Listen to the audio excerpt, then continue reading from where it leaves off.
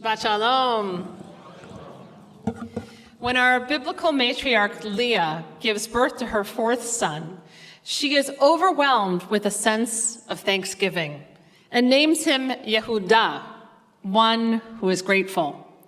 From this name, Yehudah, we the Jewish people took our name, Yehudim, Jews, ones who are grateful. Here we are on the Shabbat before Thanksgiving. Gratitude is at the core of our identity. It's in our name. And yet, this year we may find it challenging to summon pure gratitude. It may be hard for many of us to embody the kind of warm feelings of well-being that often come with this time. Instead, we may be carrying feelings of dread, anxiety, anger, and disillusionment. It is well over a year since Israel was brutally attacked. Rampant anti-Semitism rages stateside and around the world. And here at home, politics are disconcerting. For some of us, Thanksgiving may feel almost like an exercise in nostalgia rather than an expression of the moment we are in. It's not that we are not able to cultivate a sense of gratitude. It's just that this gratitude feels somewhat conditional. I'm thankful for our strong community, and yet fearful of the continued rise of hate against Jews. I'm thankful that I have a home, and yet worried for the hostages and for Israel, which continues to be under attack. I'm thankful for everyday comfort, and yet deeply concerned for all displaced people. Maybe the expectation that we should feel pure gratitude on Thanksgiving is the wrong approach.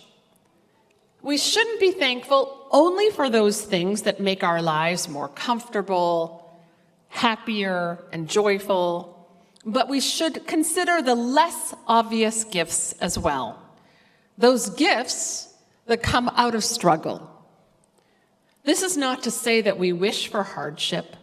Rather, we seek sources of renewal and strength for which we are grateful, even when it seems that all is dark. Our history is a lesson about thriving despite all odds, growing in spite of adversity, never giving up the belief that we will survive, that there will be a better day. We are taught in the book of Proverbs, fall 7 times, stand up 8.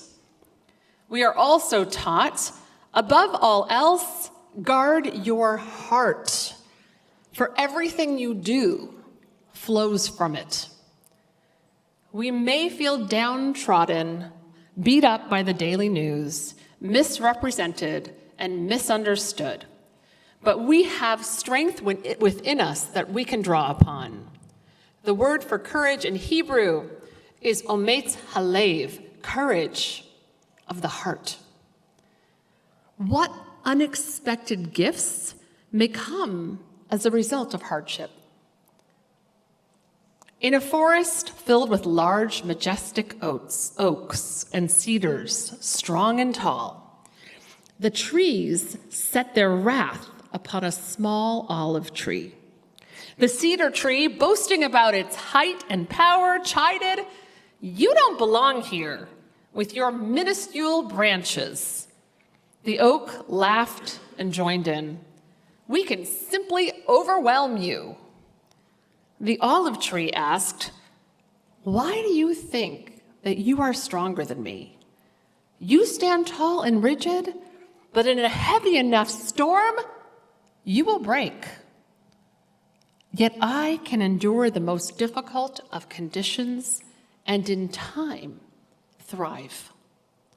And so the Talmud teaches, just as the olive tree survives the harshest winds, so too does the righteous person endure adversity. The olive tree bends with the storm, but does not break. And through its struggle, it produces the finest fruit. We are like the olive tree. We will not break, and in time we will see that we are producing some of our finest fruit. People who are accepting responsibility for one another, people who are stepping up and calling out hate, people who are helping one another. Hope is an act of defiance. It is not closing our eyes to the vast problems and challenges that face us. It is not ignoring the heartbreak.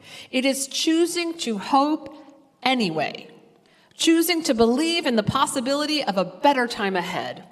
And this is the way of our people.